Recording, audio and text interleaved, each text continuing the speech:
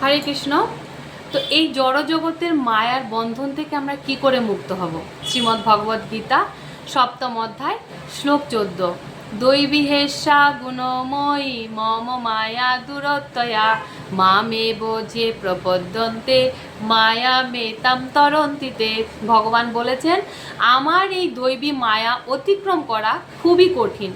স্বয়ং শিব এবং ব্রহ্মাজি পর্যন্ত এই মায়ার মধ্যে আবদ্ধ। তো আমরা এই জড়জগতের প্রতিটা জীব এই জড়জগতের বন্ধনে আবদ্ধ। তো এর থেকে মুক্তি আমরা কি করে হব, মুক্ত কি করে হব? তো গুণময়ী কথাটির অর্থ হচ্ছে রজ্জু, অর্থাৎ দড়ি। এই মায়া আমাদের দড়ি দিয়ে বেঁধে রেখেছে। তো যে মানুষের হাত পা দড়ি দিয়ে বাঁধা থাকে, সে কি করে নিজে মুক্ত হবে? যিনি নিজে মুক্ত, তিনি অপরকে মুক্ত করতে পারেন। তো শ্রীকৃষ্ণ এবং তার প্রতিনিধি শ্রী গুরুদেবী মুক্ত পুরুষ, তারাই আমাদেরকে এই জড়জগতের বন্ধন থেকে মুক্ত করতে পারেন। তা আমরা যদি ভগবান শ্রীকৃষ্ণ অথবা গুরুদেবের শরণাগত হই, তাহলে এই জড়জগতের বন্ধন থেকে মুক্ত হতে পারবো।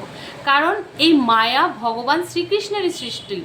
আমরা যখন ভগবানের চরণ কমলে আত্মসমর্পণ করব, তখন ভগবান শ্রীকৃষ্ণ আমাদেরকে পিতৃস্নেহে করুণাময় হয়ে এই বন্ধন থেকে আমাদেরকে মুক্ত করবে। তিনি স্বয়ং মায়াদেবীকে আদেশ করবেন আমাদের মুক্ত করার জন্য। হরে কৃষ্ণা।